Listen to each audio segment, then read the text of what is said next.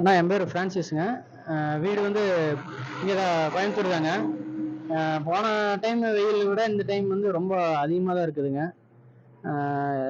அதாவது எல்லாருமே கொஞ்சம் அந்த வெயில் டைம் கொஞ்சம் தண்ணி அதிகமாக குடிக்கணும், கொஞ்சம் இளநீலாம் கொஞ்சம் அதிகமாக குடித்தோம்னாக்கா கொஞ்சம் உடம்புக்கு கொஞ்சம் நல்லா இருக்குங்க.